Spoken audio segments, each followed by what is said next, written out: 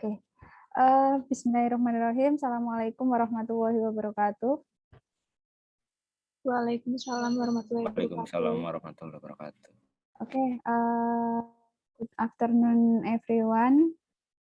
How are you today? I'm fine, ma'am. Okay. Today you will study with me because Miss Rediana will not join your class because she have another agenda. So for this meeting, I join with you in this classroom. So I will continue our topic in statistics subject.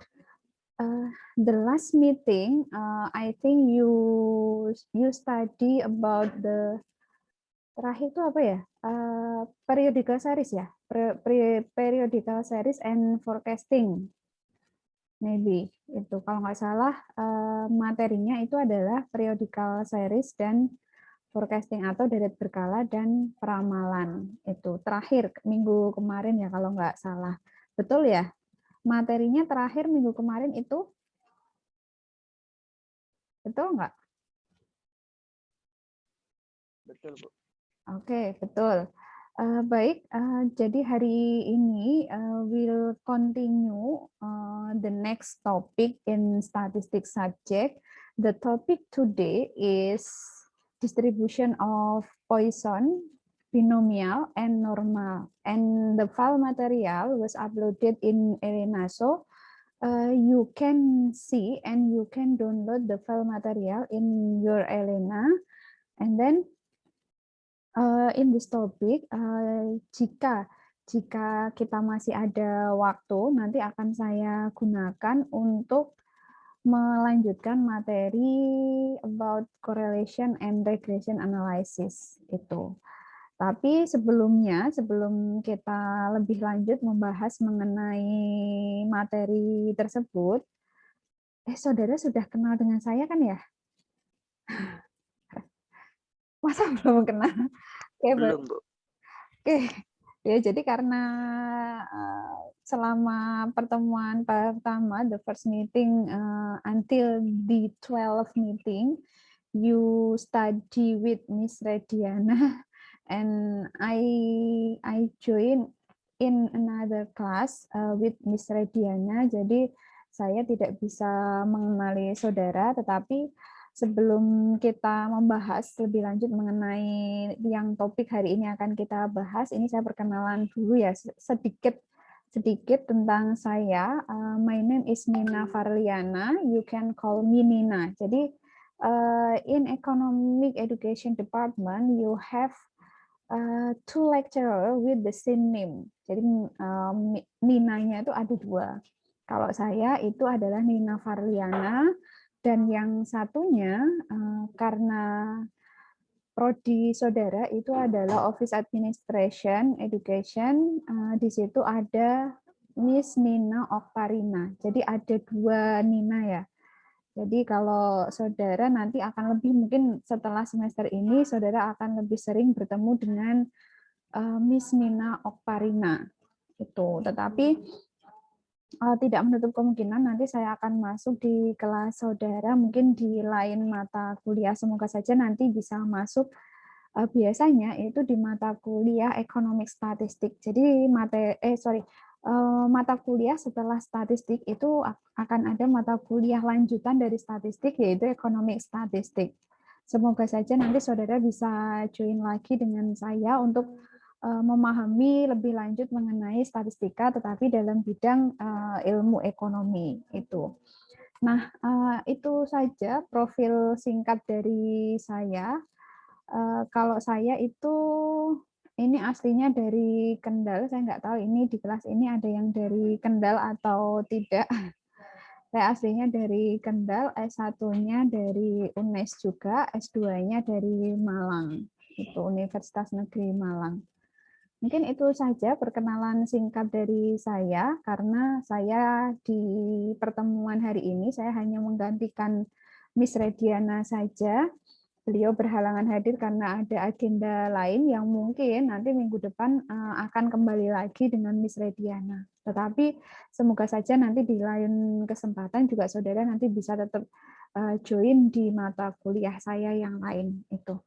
Itu ya profil singkat dari saya. Semoga saudara tidak kaget kenapa tiba-tiba yang share link Zoom-nya itu yang biasanya Miss Rediana, tiba-tiba saya yang masuk itu karena alasan tersebut. Jadi Bu Redi ada acara lain yang tidak bisa ditinggalkan, akhirnya daripada kelas ini kosong karena ini pertemuan di kelas statistik Office Administration Education itu masih kurang ya jumlah pertemuannya. Harusnya di this week we have kalau nggak salah tuh 14 meeting. Jadi kita sudah di pertemuan ke-14 tetapi saudara masih di pertemuan ke-12. Jadi masih sangat kurang sekali pertemuannya karena kemarin ada tanggal merah, kemudian ada libur Idul Fitri dan lain sebagainya. Sehingga nanti tidak masalah biar nanti Bu Redi bisa memberikan kuliah tambahan untuk melengkapi materi-materi yang belum tersampaikan karena adanya tanggal merah tersebut. Itu ya, cukup singkat perkenalan dari saya. Langsung saja, ada pertanyaankah sebelum saya masuk ke materi? Ada pertanyaan? Izin, Bu. Oke, silahkan Rizky. Panggilannya siapa nih? Rizky, Oska, atau Prastio? Rizky aja, Bu. Oh ya, Rizky, silahkan. Ini ada yang izin, Bu, teman rombel. Izinnya kenapa? Katanya dia lagi ada di luar kota, terus HP-nya baterainya habis. Terus lupa bawa charger. Oh ya sudah, tidak masalah.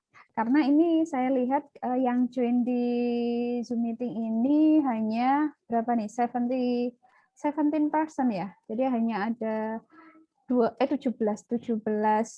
orang saja karena yang satu saya.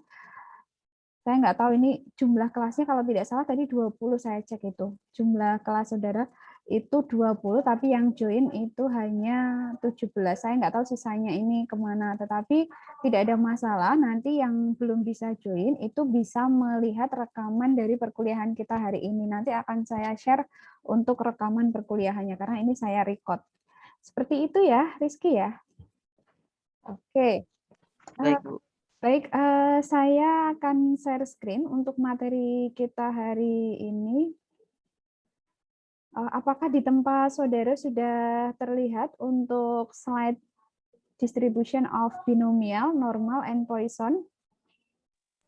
Sudah terlihat. Oke, baik. Ini materinya sebenarnya cukup singkat. Saya bikin sesingkat mungkin karena waktu kita juga terbatas, hanya 2 SKS, dan materi ini kita juga hanya di 1 kali pertemuan, sehingga nanti akan saudara lebih pahami lagi di economic statistik. Nah, untuk pembelajaran kita di topik distribution of binomial, normal, and Poisson ini, the learning of objektifnya atau tujuan pembelajarannya itu adalah mahasiswa itu mampu menjelaskan dengan tepat itu tentang tidak hanya binomial distribution, tetapi juga di situ ada normal distribution dan ada Poisson distribution. Minimal itu nanti saudara bisa membedakan apa itu yang namanya distribusi dari binomial, kemudian ada normal dan ada Poisson. Jadi 3 distribusi itu saudara nanti bisa paham. Ini nanti kapan saya akan menggunakan binomial distribution, kemudian kapan saya harus menggunakan normal distribution, dan kapan saya akan menggunakan Poisson distribution. Nah, kalau di statistik itu yang biasanya nanti akan saudara gunakan itu adalah yang normal sama yang binomial distribution. Nah, nanti kita coba analisis lebih lanjut kira-kira kapan kita akan menggunakan masing-masing dari distribusi tersebut. Kemudian saya akan mulai dari ketiga distribusi ini. Saya akan membahas yang pertama dulu adalah distribution binomial. Jadi kalau di distribution binomial ini itu adalah menentukan probability dari statistik eksperimen di mana di dalam distribution binomial di dalam distribution binomial ini kita punya beberapa kategori atau beberapa kriteria. Jadi binomial distribution ini itu dilakukan itu dengan mengacu kepada beberapa kriteria. Yang pertama itu adalah sebuah eksperimen yang di situ dilakukan beberapa kali. Jadi dilakukan lebih dari satu kali. Artinya bahwa di binomial distribution ini adalah dilakukan untuk penelitian-penelitian yang basisnya itu adalah eksperimen. Eksperimen ya, nanti saya akan memberikan contohnya. Di mana kalau penelitian eksperimen ini pasti dilakukan lebih dari satu kali. Tidak mungkin hanya satu kali, pasti lebih dari satu kali. Biasanya adalah untuk membandingkan kira-kira kalau diberikan misalkan treatment yang A itu hasilnya seperti apa, kalau diberikan treatment B itu hasilnya seperti apa. Biasanya nanti kita akan compare. Oh ternyata kalau kita memberikan treatment atau eksperimen yang dengan menggunakan A itu ternyata hasilnya lebih bagus daripada kalau kita menggunakan eksperimen dengan treatment yang B seperti itu. Nah, itu kriteria yang pertama. Kemudian kriteria yang kedua adalah di masing-masing kriteria itu tidak terpengaruh satu sama lain. Artinya independen. Jadi di masing-masing eksperimen kan tadi saya memberikan contoh ada 2 eksperimen ya. Ada 2 eksperimen. Misalkan contohnya di sini kalau yang untuk pendidikan administrasi perkantoran itu misalnya saudara akan membandingkan hasil belajar dengan menggunakan model pembelajaran blended learning misalkan dengan menggunakan yang pertama adalah pembelajaran menggunakan blended learning, kemudian yang kedua adalah pembelajaran menggunakan konvensional, artinya dia ya konvensional, jadi ceramah biasa, kemudian tidak ada di situ ceramah hanya tanya jawab biasa. Kalau yang pertama tadi kan kita eksperimennya dengan menggunakan blended learning, artinya di situ kita tidak hanya ceramah, tidak hanya tanya jawab saja, tetapi juga memasukkan unsur-unsur teknologi di dalam pembelajaran itu. Nah, itu contoh konkretnya. Nah, pasti kalau kita menggunakan, bukan menggunakan ya, kalau kita melakukan penelitian dengan menguji 2 hal tersebut, sama-sama nih hasil belajar, misalkan hasil belajar statistik. Yang satu dengan menggunakan pembelajaran blended, yang satu lagi dengan menggunakan pembelajaran konven. Nah nanti penelitian ini itu kan pasti dilakukan tidak hanya satu kali. Jadi kalau blended satu, kemudian yang konven satu, berarti kan dia dilakukan 2 kali ya untuk menguji variabel yang sama, kemudian dilakukan 2 kali eksperimen, yaitu yang satu dengan menggunakan blended, yang satunya lagi dengan konven. Maka di situ terpenuhi kriteria yang pertama, yaitu carry out several times, jadi more than one time. Jadi dilakukan lebih dari satu kali, itu terpenuhi. Kemudian yang kedua adalah di masing-masing eksperimen itu tidak terpengaruh. Jadi tidak ada pengaruhnya sama sekali, karena memang yang diuji itu ya individu yang diuji itu adalah masing-masing pasti punya kelebihan, pasti punya kekurangan masing-masing.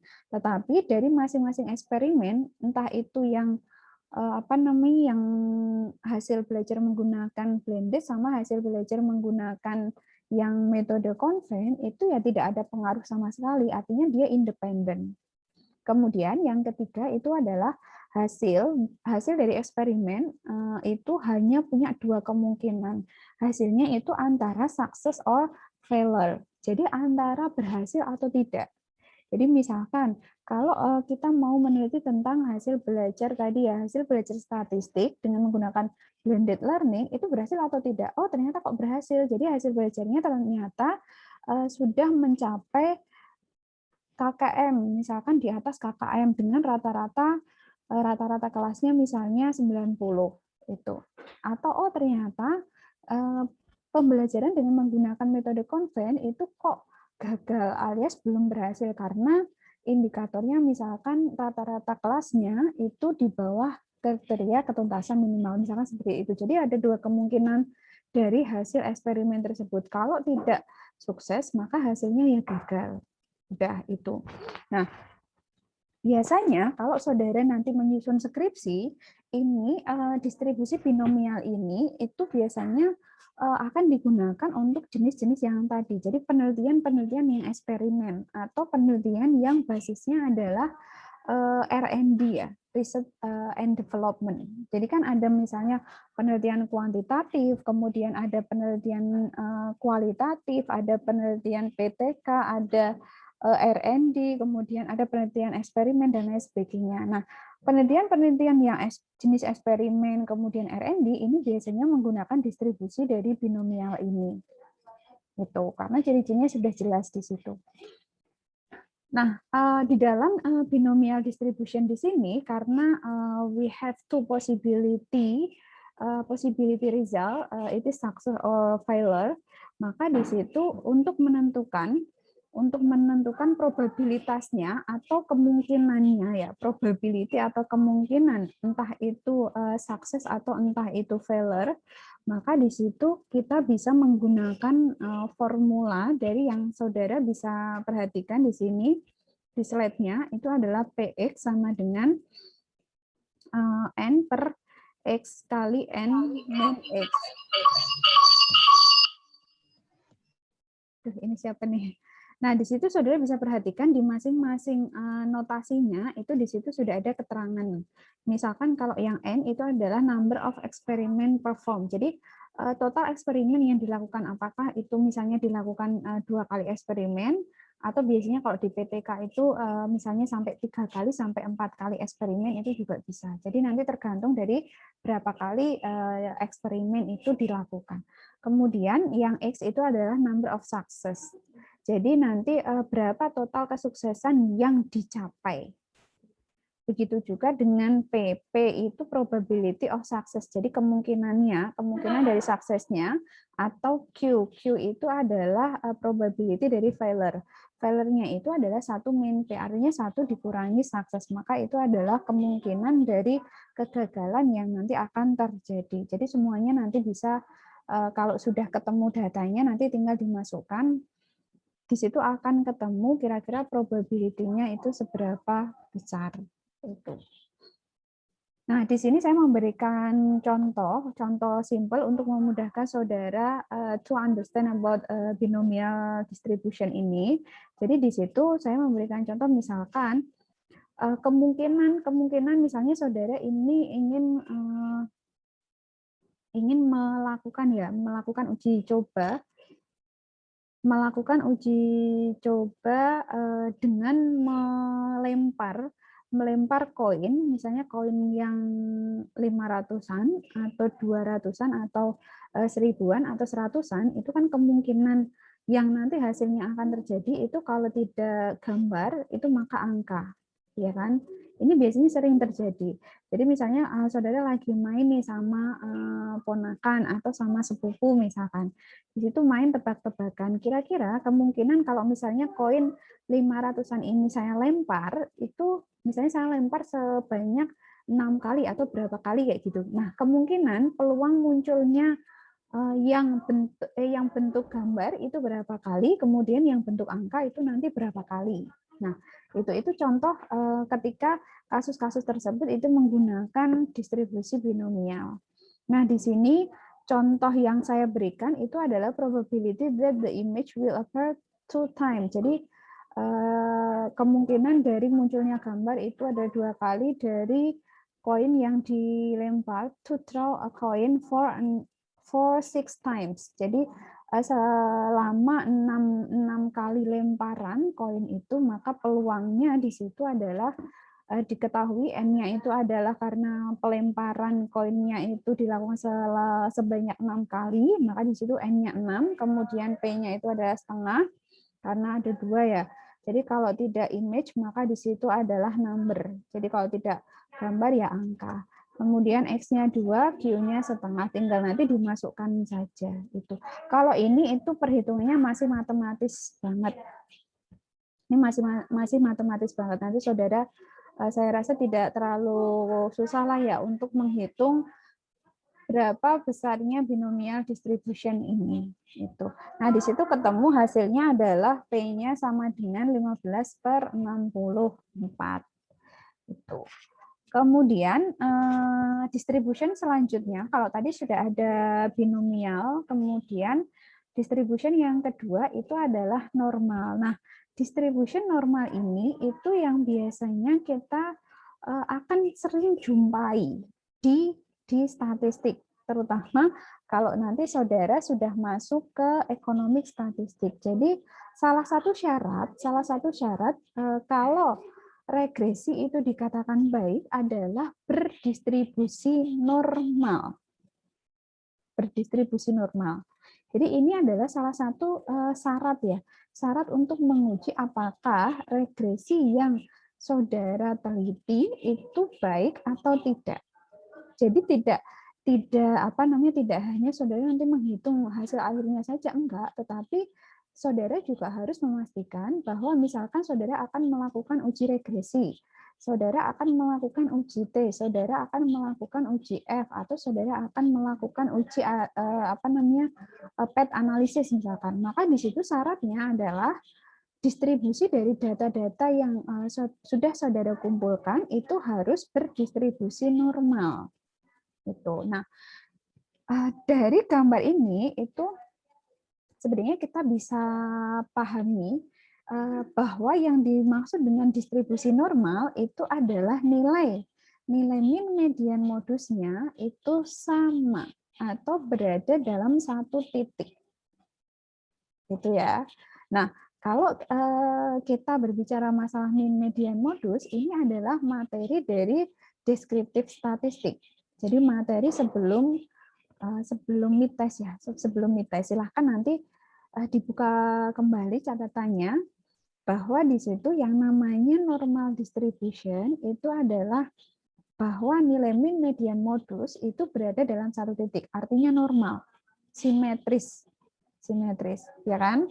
Nah, juga ketika saudara di deskriptif statistik itu kan saudara pernah memahami atau pernah dijelaskan mengenai skewness atau kurtosis. Pernah dengar skewness atau kurtosis? Pernah nggak? Pernah dengar nggak ini? Skewness atau kurtosis? Belum pernah ya? Belum pernah, Bu. Oke, ini nanti saya jelaskan sedikit. Jadi kemarin ketika saudara menghitung nilai min median modus, itu sebenarnya kita bisa tahu hubungannya ya. Silakan saudara nanti bisa buka catatannya lagi. Jadi antara nilai min median modus, kalau min median modus itu kan termasuk dalam deskriptif statistik kalau kita mau menghitung sentral tendensi, ya kan? Sentral tendensi. Nah, di dalam sentral tendensi ini nilai min median modus itu tidak serta-merta kalau kalian sudah menghitung nilai min ya selesai, kalian menghitung nilai median selesai, enggak. Tetapi dari hasil perhitungan min median modus itu sebenarnya saudara bisa menarik benang merah atau saudara bisa menganalisis kira-kira apa sih sebenarnya hubungan dari min median modus ini. Karena yang selama ini mungkin saudara pahami itu kalau sudah menghitung nilai min median modus selesai, enggak. Di dalam statistik itu tidak sampai pada itu saja. Kalau saudara menghitung min median modus, kalau hanya masalah perhitungan saja itu selesai di matematika. Tetapi yang namanya statistik itu tidak selesai ketika perhitungan itu sudah jadi enggak. Tetapi saudara harus menginterpretasikan.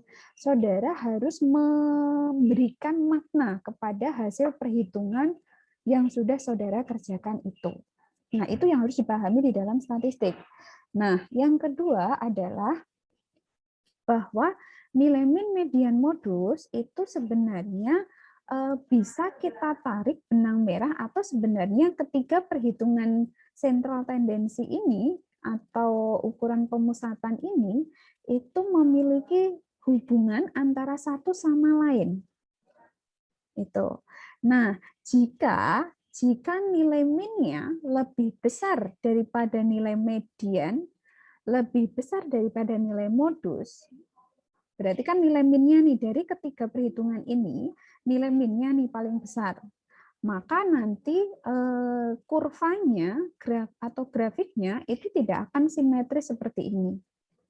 tidak akan normal seperti ini. Pasti nanti akan menceng. Nah, mencengnya jika nilai minnya itu lebih besar, nanti dia kalau digambarkan dalam kurva itu akan menjadi kurva yang menceng ke kanan atau menceng ke kiri. Coba nanti silakan bisa saudara bisa buka catatannya lagi. Jadi nanti kalau nilai min median modusnya, nilai min ya terutama nilai minnya itu lebih besar, maka di situ grafik tersebut tidak simetris alias dia menceng. Nah, mencengnya apakah menceng ke kanan atau menceng ke kiri itu dilihat dari nilai minnya. Sebentar, saya coba bukakan yang skewness sama kurtosis sebentar. Ada.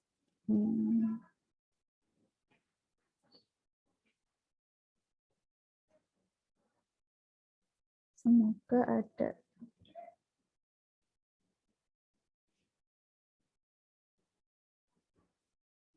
Nah, oke, ini saya stop share dulu. Saya coba akan share yang masalah kemencengan tadi. Nih. Apakah sudah terlihat? Terlihat. Oke. Jadi kalau kita berbicara nilai min, median, modus, sebenarnya dari ketiga perhitungan itu dia punya keterkaitan satu sama lain. Ini saya berikan contohnya ya. Jadi nanti saudara silakan bisa lihat dari pekerjaan saudara di materi yang sebelum mid itu, silakan bisa dicek kembali. Apakah nilai minnya, nilai mediannya, nilai modusnya itu sama atau tidak. Kalau nilai min, median, modusnya itu sama, berarti itu termasuk berdistribusi normal. Jadi nanti kalau digambarkan kurva, kurvanya akan yang seperti nomor 3, seperti yang kursor saya tunjukkan ini. Tetapi nanti jika nilai minnya itu lebih besar daripada nilai median, lebih besar daripada nilai modus, maka dia akan menceng. Jadi tidak akan sesimetris yang digambar ketiga ini. Begitu juga dengan nilai jika minnya itu lebih kecil daripada nilai median, kemudian lebih kecil daripada nilai modusnya, berarti kan dari ketiga ini nilai modusnya yang paling besar, maka dia akan skewness right, ya skewness right. Itu. Nah, nanti silakan saudara bisa perhatikan lagi. Ini harusnya sudah dijelaskan. Itu ini saya stop lagi. Saya akan kembali yang saya akan kembali di normal distribution. Jadi normal distribution itu nilai min, median, modusnya itu berada dalam satu titik. Artinya bahwa nilai min, median, modus itu sama besar. Sama, semuanya nilainya sama. Meskipun nanti kalau secara statistik ya, sama itu bukan berarti misalnya nilai minnya itu adalah 50, maka nilai mediannya itu adalah 50, nilai modusnya itu 50. Enggak, kalau secara matematis itu sama memang. Jadi kalau secara matematis nilai min 50, median 50, modus 50 itu sama.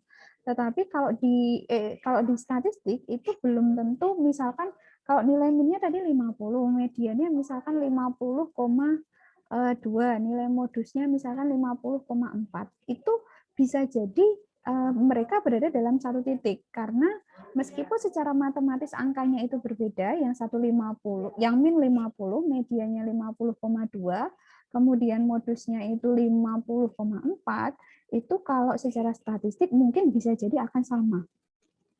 Itu kalau secara statistik karena range-nya, jaraknya itu tidak terlalu signifikan. Mereka masih berada di kisaran angka 50. Itu kalau kita berbicara masalah statistik. Tapi kalau kita berbicara masalah matematis, angka itu sudah pasti berbeda. Itu. Jadi makanya ini perbedaan antara matematis dengan statistik. Sehingga untuk mengkajinya lebih lanjut, apakah min, median, modusnya ini itu sama atau tidak, kita menggunakan distribusi normal ini. Itu.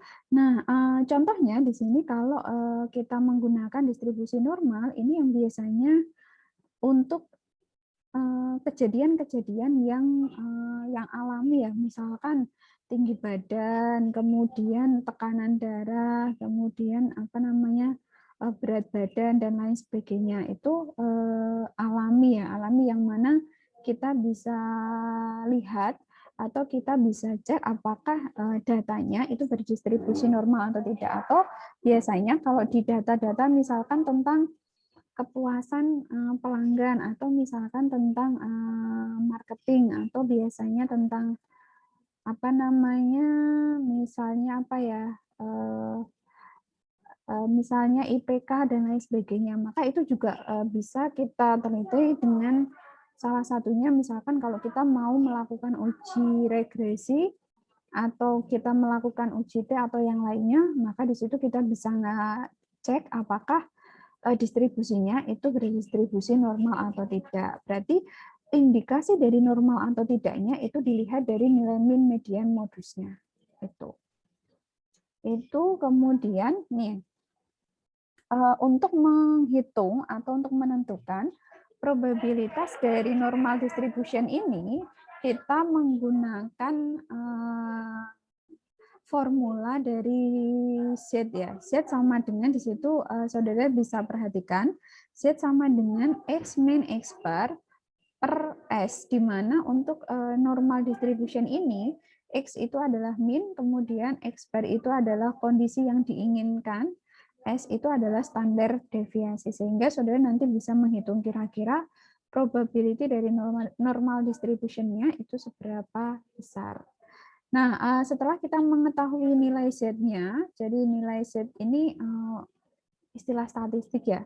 Salah satu apa namanya, pasti juga saudara nanti bertanya kenapa sih di situ menggunakan inisial Z, karena kalau di normal distribution itu sudah ada simbolnya sendiri-sendiri. Misalkan kalau normal distribution itu Z, kemudian kalau apa namanya regresi itu kalau kita ingin mencari koefisien determinasinya itu pakai R, simbolnya R, kemudian kalau R square, kemudian kalau correlation itu berarti koefisien correlation, maka simbolnya di situ R dan lain sebagainya. Itu sudah ada standarnya masing-masing itu. Nah, untuk mencari apakah nanti distribusinya itu normal atau tidak, itu tidak hanya kita mencari nilai akhir dari ini saja, tetapi kita juga harus melihat dari Z tabelnya. Jadi kita harus membandingkan antara Z hitung ini, Z hitung perbandingan dari Z hitung ini, dan dibandingkan dengan nilai dari Z tabelnya. Nah, pasti juga saudara bertanya, Z tabel itu apa? Nah, Z tabel itu adalah tabel-tabel statistik ya, tabel-tabel statistik yang biasanya di buku statistik itu ada di bagian belakang sendiri. Saya nggak tahu apakah saudara punya buku statistik atau tidak, tetapi kalau saudara perhatikan di buku statistik, misalkan di sini ada yang punya buku statistik, silahkan bisa dibuka halaman terakhir akhir, itu pokoknya di bagian terakhir itu pasti banyak tabel. Nah, tabel-tabel itu menunjukkan beda-beda ya, ada di situ tabel normalitas, kemudian ada tabel apa namanya uji T, ada tabel uji F, kemudian ada tabel macam-macam di situ. Nah, di situ nanti saudara tinggal mencari saja kira-kira yang Z tabel itu hasilnya seperti apa. Itu nanti tinggal dibandingkan sehingga nah, hipotesisnya nanti apakah distribusi itu berdistribusi normal atau tidak nanti bisa terjawab. Nah, untuk normal distribution ini itu memang kalau di statistik itu kita tidak membahas sampai kita melakukan perbandingan dengan Z tabel, itu tidak sampai situ. Nah, kita di statistik semester ini kita hanya sampai kepada perhitungan saja. Jadi bagaimana menghitung nilai dari normal distribution. Itu hanya sampai pada itu saja. Nanti di economic statistik ini saya ingatkan ke saudara jangan sampai terlupa. Dan catatan-catatan yang sudah saudara miliki di mata kuliah statistik ini itu jangan sampai hilang. Karena di semester 3 nanti saudara akan menempuh mata kuliah ekonomik statistik di mana materinya itu masih berlanjut. Jadi masih berlanjut dari materi statistik yang semester ini. Makanya Nanti catatannya jangan sampai hilang. Apalagi bukunya ya, bukunya jangan sampai hilang. Gitu. Nah, itu untuk normal distribution. Kemudian yang ketiga itu adalah Poisson distribution. Nah, kalau Poisson distribution ini itu menentukan probability dari statistik eksperimen dengan kriteria. Jadi antara Poisson sama antara binomial itu sebenarnya hampir-hampir mirip, tetapi di sini perbedaannya hanya di poin yang kedua. Kalau di poin yang pertama itu kan sama. Kalau yang di binomial itu juga the result of experiment itu dia have two possibility. Kalau nggak sukses ya failure. Itu. Tetapi yang membedakan dengan Poisson distribution itu yang kriteria nomor 2, yaitu rata-rata kesuksesan dari sebuah kejadian itu diketahui. Jadi sudah diketahui terlebih dahulu kira-kira hasil dari eksperimennya itu kalau sukses itu seberapa besar itu sudah diketahui. Sedangkan kalau di binomial itu kan belum diketahui semuanya, entah itu yang sukses atau entah itu yang failure, itu semuanya belum diketahui. Tetapi kalau yang di Poisson itu yang suksesnya, rata-rata suksesnya itu sudah diketahui.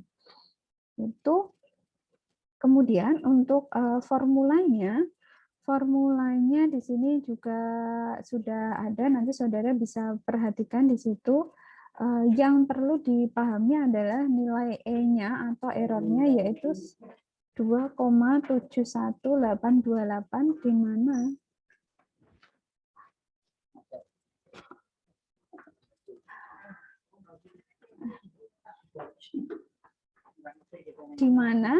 di mana nilai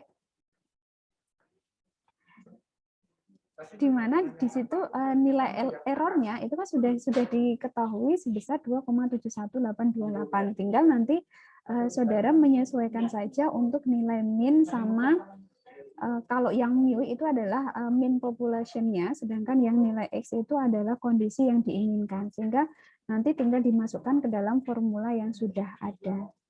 Itu untuk Poisson distribution.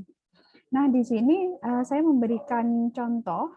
Di sini rata-rata misalkan ya, rata-rata number of homes sold itu by Acme Realty Company is 2 homes per day. Jadi dua kali per hari. Kemudian berapa probability that exactly 3 homes will be sold tomorrow. Jadi kita akan memprediksi kira-kira probabilitasnya untuk terjual besok itu seberapa besar untuk 3 rumah ya, 3 homes itu. Nah, nanti tinggal dimasukkan saja ke dalam rumus dari Poisson distribution-nya itu tinggal semuanya nanti dimasukkan udah, maka di situ ketemu probability untuk yang 3 homes will be sold tomorrow itu sebesar 0,180 itu. Nah, pasti juga saudara ini pasti juga masih banyak yang bertanya-tanya terkait dengan materi ini, tetapi saudara tidak perlu bingung karena dari ketiga distribution ini yang nanti akan saudara pakai itu hanya yang nomor 2. Kalau yang nomor 3 itu jarang, biasanya jarang sekali. Karena penelitian yang terutama yang anak pendidikan ekonomi itu yang diambil adalah penelitian yang kuantitatif. Sehingga salah satu kriteria untuk penelitian kuantitatif itu adalah distribusinya itu harus normal. Itu sehingga nanti saudara cukup memahami yang distribusi normal itu. Nah, distribusi normal itu juga akan saudara pelajari lebih lanjut di mata kuliah ekonomi statistik. Di situ sudah ada.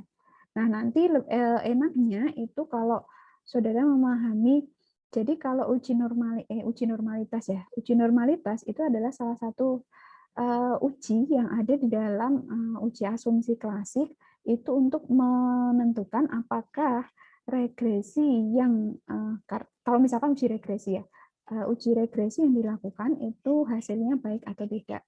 Begitu juga misalkan kalau saudara melakukan PET analisis, uji PET analisis atau SEM-PLS itu. Maka di situ syaratnya adalah terpenuhinya uji asumsi klasik. Nah, salah satu uji asumsi klasik itu adalah uji normalitas. atau di situ ya distribusi normal itu. Nah, itu saja dari saya untuk materi ini. Jadi selebihnya ini hanya pengetahuan saja karena nanti ini akan menjadi dasar untuk saudara memahami economic statistik. Oke, sampai sini ada pertanyaan? Silahkan kalau ada pertanyaan. Untuk file materi ini itu sudah saya upload di Elena. Silahkan nanti bisa di-download kalau tadi kalian belum sempat mendownloadnya, atau misalnya yang sudah mendownload pasti juga sudah membaca sekilas mengenai materi ini. Itu silahkan kalau ada pertanyaan sebelum kita lanjut ke materi berikutnya.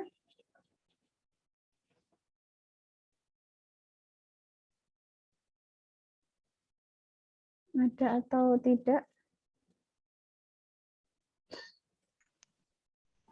Kayaknya belum ada, Bu. Belum ada, Bu. Belum ada, Bu. Kalau belum ada masih kuat ya untuk kita melanjutkan materi selanjutnya. Iya, Ibu. Oke. Semoga kalian nggak shock lihat materinya ini.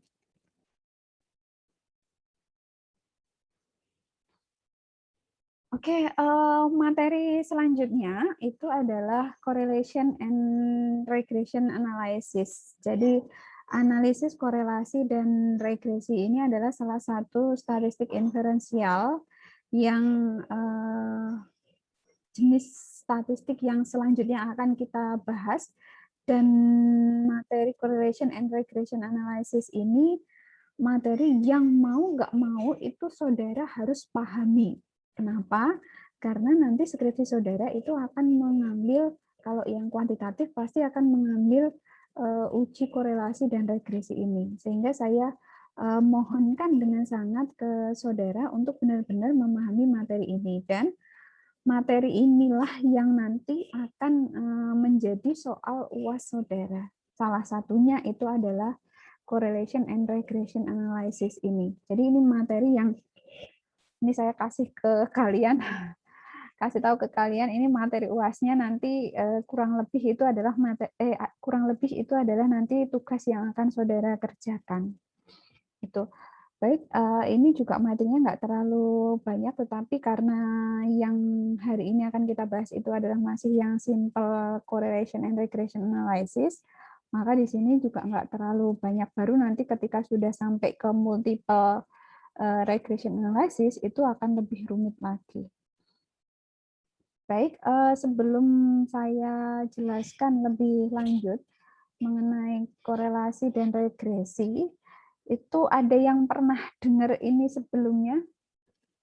Sebelum mata kuliah tadi kita bahas, apakah sudah ada yang pernah dengar sebelumnya atau mungkin pernah membaca skripsi kakak kelasnya atau pernah membaca buku statistik yang saudara punya, kemudian saudara tertarik dengan materi ini mungkin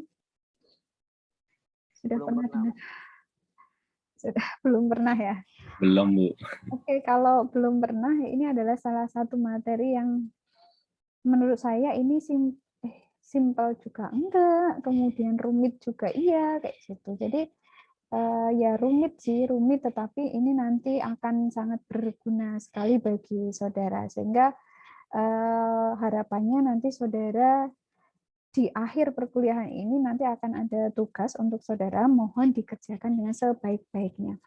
Baik, saya mulai dari definisinya terlebih dahulu, bahwa yang namanya analisis korelasi itu adalah sebuah analisis untuk menentukan causal relationship between several variable. Jadi yang namanya analisis korelasi itu adalah sebuah analisis yang digunakan untuk menentukan hubungan sebab akibat antar beberapa variabel. Jadi correlation itu adalah only causal relationship. Jadi hanya membahas mengenai ada tidaknya hubungan. Ada tidaknya hubungan ya. Ada tidaknya hubungan. Itu. Misalkan di situ nanti akan saya berikan contohnya, silakan nanti saudara bisa tebak kira-kira mana yang itu termasuk korelasi dan mana itu yang termasuk regresi. Itu.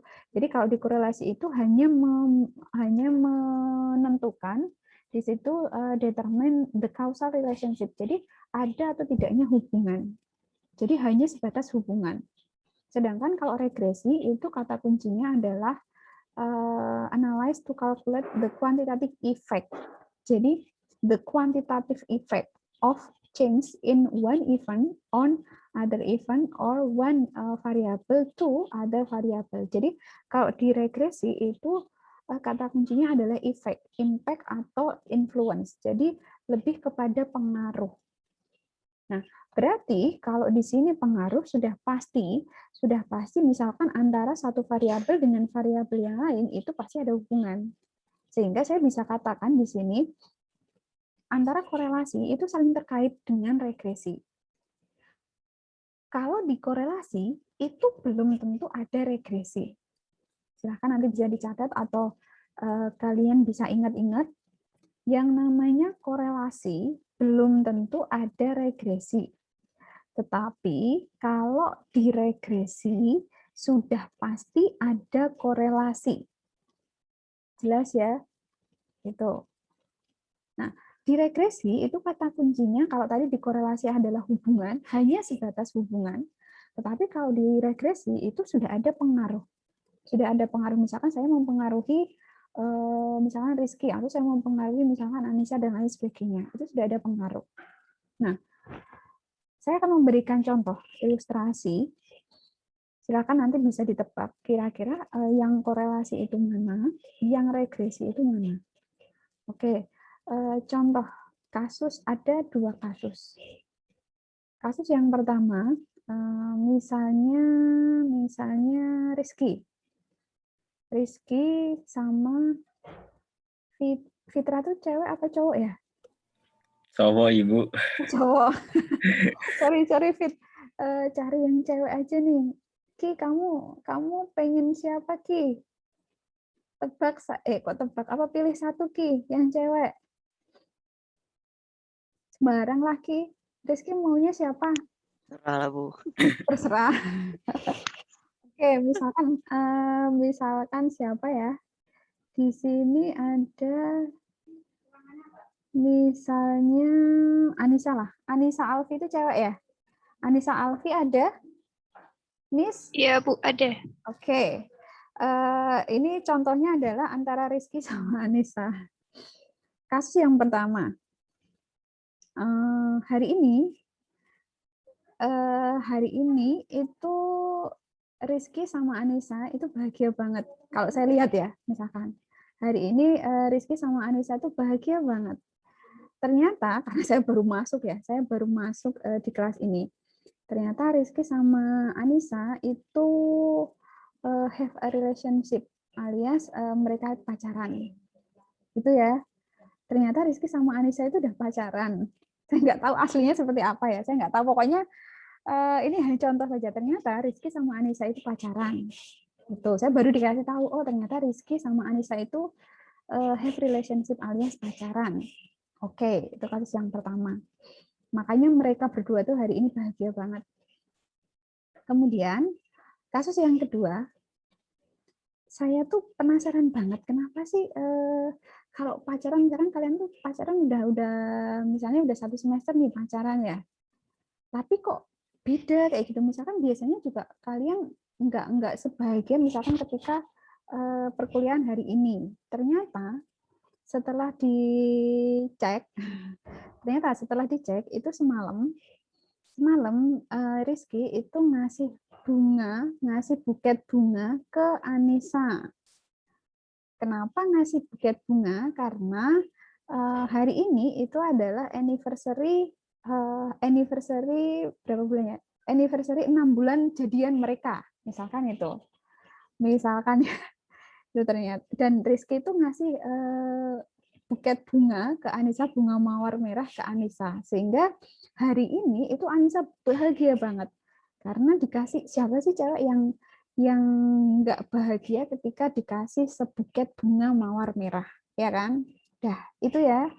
Terus itu yang membuat akhirnya si Rizky sama Anissa itu hari ini, oh ternyata bahagianya mereka itu karena semalam mereka misalkan dinner bareng, kemudian Rizky itu ngasih buket bunga mawar merah ke Anissa. Sehingga Anissa tuh hari ini bahagia banget. Dah, cukup ya. Ada 2 kasus. Kasus yang pertama tadi, kasus yang kedua juga sudah saya sebutkan tadi. Pertanyaan saya, dari 2 kasus itu, mana yang termasuk kasus korelasi, mana yang termasuk kasus regresi? Oke, silahkan bisa dijawab. Izin menjawab, Bu. Oh, oke, silakan Anissa mau klarifikasi nih. Enggak. Yang termasuk korelasi itu yang kasus pertama, kalau yang kasus kedua regresi. Benar apa tidak, Bu? Alasannya kenapa? Alasannya kenapa, Nis? Kalau yang kasus pertama itu kan tadi yang dijelaskan sama Bu Nina hanya sebatas relationship. Kalau yang kasus kedua itu tadi ada sebabnya, Rizky ngasih apa itu tadi buket bunga itu jadinya regresi gitu, Bu. Kira-kira di sini kan oke, jawaban dari Anissa itu betul sekali bahwa yang kasus pertama itu hanya korelasi karena ternyata dua orang ini punya hubungan, tetapi kan kasus yang terjadi itu adalah hari ini mereka itu kan bahagia, ternyata bahagia mereka karena anniversary misalkan 6 bulan jadian kalian. Nah, pertanyaan selanjutnya nih buat Anissa ya. Kalau tadi di dalam regresi itu ada pengaruh, ada efek, berarti kan ada yang namanya variabel yang variabel terikat atau variabel bebas atau independen variabel dan variabel terikat atau variabel dependen. Nah, pertanyaan saya di sini dari kasus itu kira-kira variabel independennya atau variabel bebasnya itu siapa? Siapa yang mempengaruhi kamu? Siapa yang mempengaruhi Nisa? Siapa yang mempengaruhi Nisa sehingga Nisa tuh hari ini bahagia banget? Itu kira-kira siapa? Rizky, Bu. Karena ngasih ini sih, Bu. Ngasih bunga. Ngasih bunga. Ki, kamu ngasih bunga nggak Ki ke cewekmu, Ki? Bunga apa dulu, bunga Bang? Kalau bunga bang tuh lebih bagus. Cewek itu daripada dikasih bunga mawar, kayaknya bunga bang lebih bagus tuh. Oke, oke itu ya. Jadi sudah jelas banget. Jadi yang di sini posisinya, yang di sini posisinya itu adalah sebagai variabel bebas atau variabel yang mempengaruhi. Variabel bebas itu kan nama lainnya variabel yang mempengaruhi atau variabel independen. Maka di sini variabel independennya itu adalah si Rizky tadi. Si Rizky yang ngasih buket bunga mawar merah, ya kan? Nah, variabel terikatnya itu adalah Anissa. Itu. Nah, coba kalau misalkan Rizky itu tidak ngasih buket bunga, jadi hanya dibiarin aja, tidak ada apa namanya anniversary misalkan jadi 6 bulan ya pasti mereka hari ini nggak akan bahagia ya seperti biasa aja kayak gitu, jadi tidak akan bahagia. Cuma kan bedanya karena hari ini itu adalah anniversary 6 bulan dikasih bunga pula, maka di situ akhirnya Anissa bahagia banget kayak gitu. Jadi dari kasus itu sudah jelas banget bahwa si Rizky tadi yang membawa buket bunga itu adalah posisinya sebagai variabel independen atau variabel bebas. Sedangkan yang bahagianya Anissa hari ini itu adalah yang variabel terikat. Mungkin Anissa nggak akan bahagia ya hari ini, nggak akan senyum-senyum sendiri kalau si Rizky itu nggak ngasih bunga. Itu, ya kan? Nah, dari kasus ini sebenarnya kita bisa mencoba memahami lebih dalam lagi. Seperti yang tadi saya bilang, kalau yang namanya korelasi itu belum tentu ada regresi. Tetapi kalau di regresi itu sudah pasti ada korelasi. Itu. Nah, itu sudah jelas ya sampai sini ya. Jadi saudara harus bisa membedakan antara korelasi sama antara regresi. Itu. Nah, di dalam korelasi dan regresi itu punya 2 tipe, yaitu simple dan multiple. Entah itu nanti simple correlation ataukah bukan correlation ya, Tapi di regresi ini, karena kita fokusnya di regresi. Jadi kalau di regresi itu kita punya 2 tipe atau 2 jenis, itu adalah simple regression atau multiple regression. Bedanya itu gampang banget kok, silakan bisa diingat. Kalau yang simple regression itu hanya ada 2 variabel. Hanya ada 2 variabel. Kalau simple, sederhana, hanya ada 2 variabel, yaitu variabel independen dan variabel dependent. Itu hanya 2. Satu dependent, satu independen. Satu variabel bebas dan satu variabel terikat. Itu kalau yang simple. Kalau yang multiple regression, lebih dari 2 variabel. Yang namanya lebih dari 2 variabel berarti minimal 3 variabel. Misalkan di situ 2 variabel bebas dan 1 variabel terikat. Atau misalnya 3 variabel bebas dan 1 variabel terikat. Atau misalkan bisa jadi dibalik. 2 variabel bebas atau 2 variabel terikat. Itu kalau multiple. Kalau multiple pokoknya ciri-cirinya dia lebih dari 2 variabel. Dan nanti di skripsi saudara itu saudara tidak akan mungkin menggunakan simple. Tidak akan mungkin menggunakan simple regression. Tetapi saudara pasti akan menggunakan yang multiple. Entah itu saudara menggunakan 3 variabel, atau saudara menggunakan 5 variabel, atau 6 variabel. Ini terserah. Tetapi kalau untuk strata 1 yang sarjana itu pasti minim-minimnya dia akan menggunakan multiple regression. Itu. Nah, di sini contoh kasusnya adalah misalkan karena kita masih di statistik yang basic ya, jadi kita masih membahas yang simple. Kalau yang multiple regression itu akan saudara pahami lebih dalam lagi di semester 3 di economic statistik. Nah, contohnya di sini yang simple regression itu adalah the effect of marketing on product sales. Jadi pengaruh antara marketing terhadap penjualan produk. Nah, nanti seperti apa datanya juga akan saya tunjukkan. Nah, yang pertama yang akan kita bahas adalah formula dari correlation. Jadi, kalau kita mau mengetahui seberapa besar hubungannya, maka secara statistik itu kita bisa menghitung dengan menggunakan rumus berikut. Jadi di situ sudah ada formulanya, silakan nanti tinggal dimasukkan. Nah, saudara tidak usah bingung ketika di situ ada yang menotasikan R kecil atau R besar, itu sama aja. Dan R kecil atau R besar itu menunjukkan berapa besarnya koefisien correlation atau berapa besarnya hubungan antara variabel independen dan variabel dependen. Nah, di sini saya menotasikan untuk variabel independen itu saya simbolkan dengan X, dan variabel dependen itu saya simbolkan dengan Y. Ini adalah simbol saja. Jadi nanti ketika saudara mau menggantinya pun tidak ada masalah. Jadi misalkan untuk variabel independen saudara notasikan dengan huruf A misalkan. Kemudian untuk variabel dependen saudara notasikan dengan huruf C, ya tidak ada masalah. Asalkan di situ sudah ada keterangannya dengan jelas bahwa misalkan simbol A itu untuk variabel apa, simbol B itu untuk variabel apa, gitu. Nah, kalau sudah dihitung, nanti hasil dari koefisien korelasi itu berkisar antara 0 sampai 1. Hasilnya itu berkisar antara 0 sampai 1. Kalau nanti saudara melakukan perhitungan dan hasilnya lebih dari 1, misalkan 2, 3, 5, saudara pasti salah. Karena hasilnya itu adalah antara 0 sampai 1. Berarti hasilnya adalah misalkan 0,2, 0,4, 0,7, dan lain sebagainya.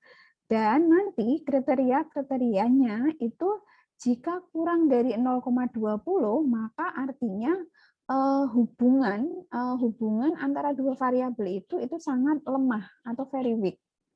Kemudian jika 0,2 sampai 0,4, misalkan 0,35 katakanlah, itu adalah lemah hubungannya.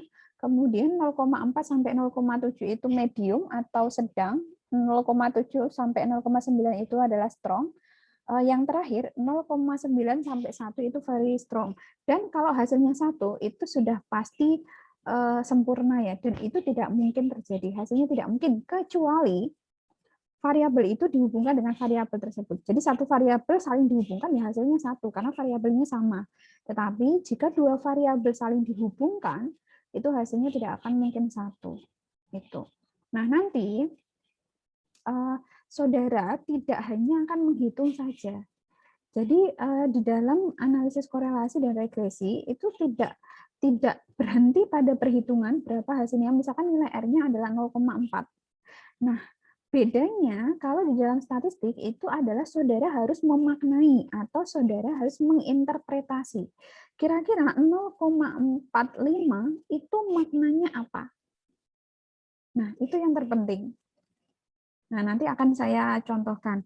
Misalkan kalau 0,45, berarti di situ masuk ke dalam kategori medium. Berarti maknanya adalah hubungan antara marketing dengan product sales itu hubungannya adalah sedang. Itu maknanya. Nah, nanti makna ini juga akan berbeda kalau kita menganalisis menggunakan uji regresi, karena memang ujinya sudah berbeda. Yang ini kita pakai uji korelasi, yang satu nanti pakai uji regresi. Itu. Nah, correlation relationship itu juga punya dua hubungan, antara hubungan positif atau hubungan negatif. Kalau positif berarti misalkan hasilnya nanti 0,45, berarti kan positif, atau hasilnya itu adalah minus 0,57. Itu. Jadi kalau tidak positif ya nanti bisa negatif, tetapi hasil dari koefisien correlation-nya itu berkisar antara 0 sampai 1, tidak mungkin lebih dari itu. Itu pasti hasilnya nanti akan koma-koma. Kemudian baru nanti kalau kita konversi dalam bentuk persentase, nanti hasilnya misalkan kalau 0,45 itu misalkan nanti kita persentase hasilnya jadi misalnya 45%, kita kalikan 100% jadi 45% itu. Tetapi kalau secara perhitungan menggunakan formula koefisien correlation itu pasti hasilnya 0 sampai 1 itu. Itu untuk correlation analysis. Kemudian selanjutnya adalah regression analysis. Nah, di dalam regresi ini yang membedakan karena sudah ada yang namanya effect on one variable to other variable, maka di sini kita bisa mencari persamaan regresinya. Jadi persamaan regresi untuk yang simple regression atau simple linear regression itu adalah Y sama dengan A plus BX. Nah, saudara harus mencari terlebih dahulu nilai B-nya, baru nanti bisa mencari nilai A-nya. Saudara tidak bisa mencari nilai A-nya terlebih dahulu, karena rumus untuk mencari nilai A itu salah satunya adalah diketahuinya nilai dari B atau koefisien regression-nya. A itu adalah konstanta, yang N itu adalah total data. Silakan nanti tinggal dimasukkan saja. Nah, contoh kasusnya di sini, misalkan penjualan susu dihubungkan dengan penjualan roti, di mana antara penjualan susu dan penjualan roti di sini untuk variabel independennya itu adalah penjualan roti, dan variabel dependennya itu penjualan susu. Di situ datanya selama 5 tahun, berarti total N-nya nanti adalah 5. Untuk penjualan milknya, di situ juga sudah ada datanya, penjualan sales of bread-nya juga sudah ada. Dan ketika saudara menyelesaikan soal-soal ini, karena nanti di soal UAS yang harus saudara selesaikan, itu perhitungan tidak hanya perhitungan manual saja, tetapi juga nanti akan dibantu dengan software SPSS. Silakan nanti ketika saudara menghitung dengan menggunakan perhitungan manual, silakan dibikin tabulasi terlebih dahulu. Jadi untuk memudahkan saudara nanti menghitung, memasukkan ke formula yang sudah ada. Dan ini untuk menghindari ketidaktelitian, karena biasanya saudara itu kalau untuk perhitungan ini itu biasanya kalau angkanya udah cukup tinggi itu biasanya akan sedikit kurang teliti gitu. Tapi kalau dengan bantuan tabulasi ini biasanya lebih teliti. Jadi kita bisa mengecek kembali kira-kira kesalahan perhitungannya itu di bagian mana. Ini kemudian dari data ini itu ini saya singkat saja ya. Ini sudah saya hitungkan, nilai B-nya itu 10, nilai A-nya adalah 102. Sehingga persamaannya Y-nya sama dengan 102 positif, karena di sini positif ya. Kalau misalkan nilai B-nya negatif, silahkan ditulis negatif. Nah, nilai Y sama dengan 102 plus 10X. Jadi, dari persamaan ini kita juga bisa melakukan forecast, kita bisa melakukan peramalan. Ini sesuai dengan materi yang sudah saudara pahami minggu kemarin. Jadi dari persamaan ini kita bisa forecast nih, kira-kira kalau penjualan rotinya itu sebesar 20, kira-kira nanti berapa besar penjualan susunya. Sehingga nanti tinggal dimasukkan saja ke persamaan yang sudah ada. Sehingga kalau penjualan rotinya itu sebesar 20, maka penjualan susunya itu sama dengan 302. Iya, Mbak. Iya, iya. Oke, mohon maaf ini saya lanjutkan. Jadi di sini kita bisa lihat kalau penjualan rotinya 20, maka penjualan susunya itu 302. Nah, yang perlu saudara pahami itu adalah karena di statistik itu tidak hanya menghitung, maka saudara harus memaknai ya.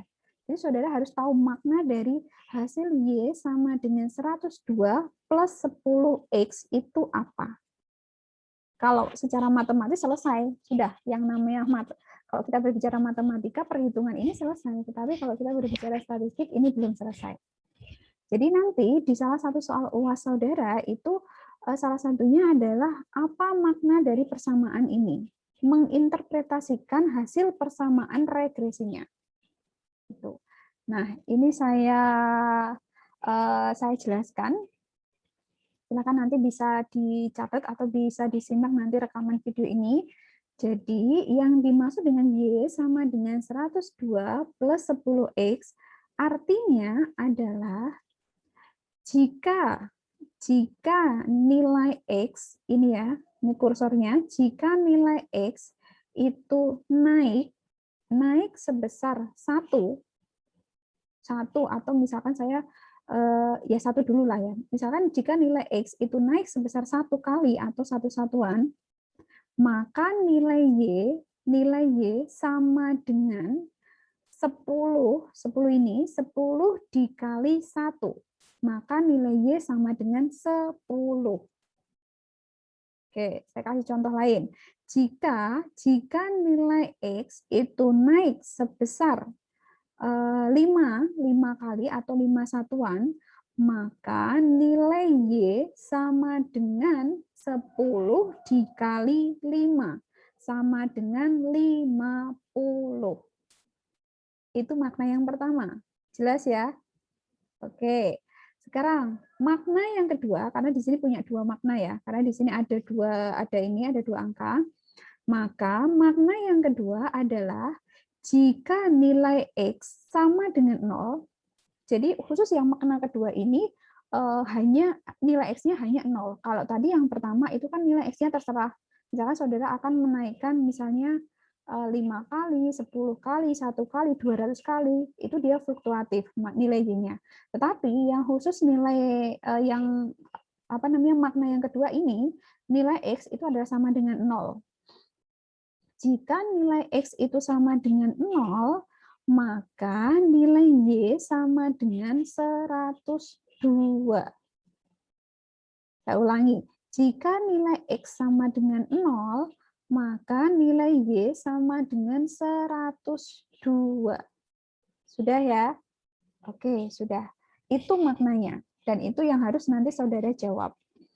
Nah, selanjutnya adalah kalau di korelasi kita punya determination, kalau di korelasi di situ ada koefisien correlation atau menghitung seberapa besar hubungannya. Kalau di regresi kita bisa menghitung seberapa besar pengaruhnya. Nah, kalau kita mau menghitung seberapa besar pengaruhnya, di sini simbolnya ini bukan koefisien regression ya, tapi determination koefisien regression. Jadi kalau di korelasi adalah koefisien correlation, kalau di regresi itu adalah koefisien determination. Simbolnya itu adalah R kuadrat.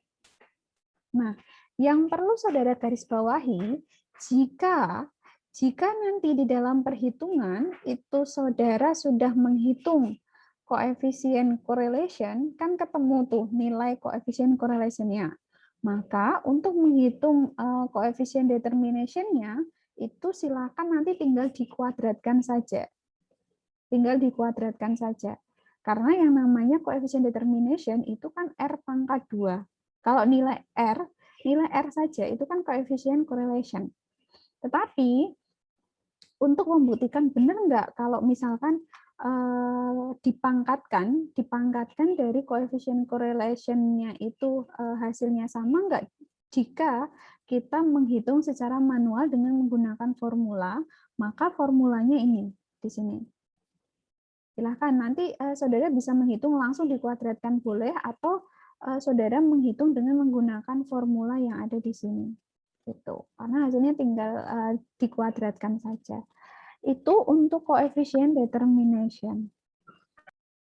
Nah, ini exercise, ini latihan. Latihan ini saya skip saja. Nanti akan saya lakukan dengan menggunakan SPSS. Tetapi yang menjadi tugas saudara itu adalah di slide ke-12.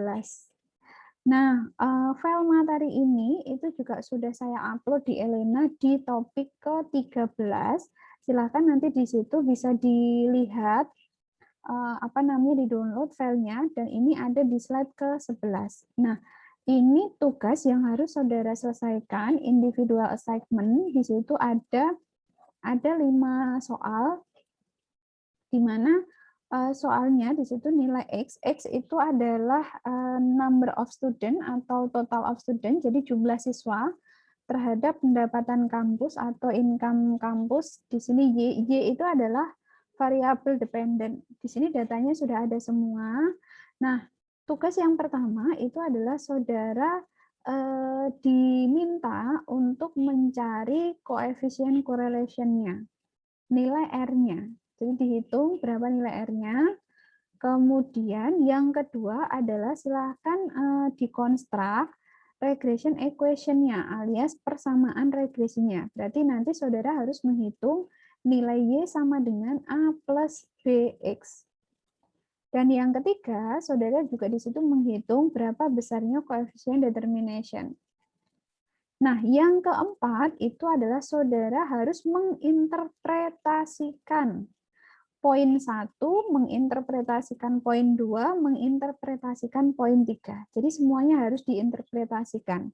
Harus dimaknai kira-kira kalau hasil dari koefisien korelasinya misalnya 0,50 itu artinya apa? Kemudian misalkan nanti persamaannya misalkan Y sama dengan 37 plus 0,2X itu artinya apa? Begitu juga dengan determination koefisiennya. Misalkan determination koefisiennya itu hasilnya 0,95 itu artinya apa? Itu silakan nanti diinterpretasikan. Dan yang kelima itu yang terakhir adalah saudara diminta untuk memforecast atau melakukan peramalan. Kira-kira jika jumlah studennya itu adalah 16.000, kira-kira prediction dari kampus income-nya itu seberapa besar? Oke, itu saja materi dari saya, cukup singkat. Apakah ada pertanyaan sebelum saya akhiri? Izin bertanya, Bu. Oke, silakan. Ini untuk tugasnya dibuat pakai SPSS gitu? Enggak. Perhitungan tugas ini adalah saudara menghitung secara manual terlebih dahulu. Nanti kalau untuk SPSS kita mulai minggu depan. Oh. Gitu. Jadi ini yang khusus ini saudara menghitung dulu karena mohon dikerjakan dengan sebaik-baiknya, karena soal yang nanti akan keluar dalam UAS itu adalah tidak jauh beda dengan tugas yang saudara kerjakan ini. Silahkan nanti saudara kerjakan ditulis tangan ya, ditulis tangan di kertas, kemudian nanti saudara upload dalam bentuk file PDF jadi satu. Jadi satu file misalkan ada 3 halaman, tuh ada 3 halaman, tetapi jadiin satu file PDF gitu. Waktunya 1 minggu cukup ya, 1 minggu. Nanti minggu depan lah, minggu depan. Semoga kalau misalkan masih sama saya nanti akan kita bahas untuk jawaban dari ini. Jadi nanti saudara akan tahu kira-kira salahnya nanti di bagian mana yang perlu dikoreksi seperti itu. Biar nanti ketika saudara mengerjakan UAS-nya itu tidak salah lagi. Jadi nilainya bisa maksimal. Gitu ya. Oke. Sudah ada pertanyaan lagi? Yang ini dikerjakan manual dulu. Oke, ada enggak? Tidak ada ya? Oke, kalau tidak ada, ini saya akhiri perkuliahan kita hari ini. Sampai ketemu minggu depan. Sebentar ini saya akhiri dulu untuk mulainya, mumpung masih ingat, daripada nanti terlupa.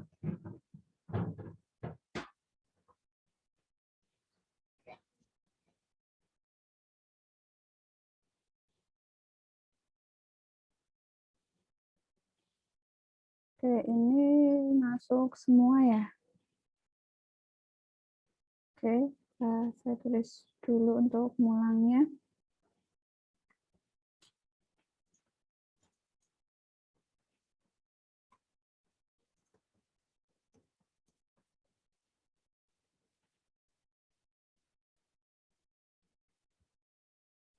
Oke, ini untuk mulangnya sudah saya akhiri. Minta tolong untuk segera divalidasi ya, biar tidak terlupa. Oke, itu saja dari saya. Thank you for your attention. See you next week. Wassalamualaikum warahmatullahi wabarakatuh. Waalaikumsalam. Waalaikumsalam. Waalaikumsalam warahmatullahi wabarakatuh.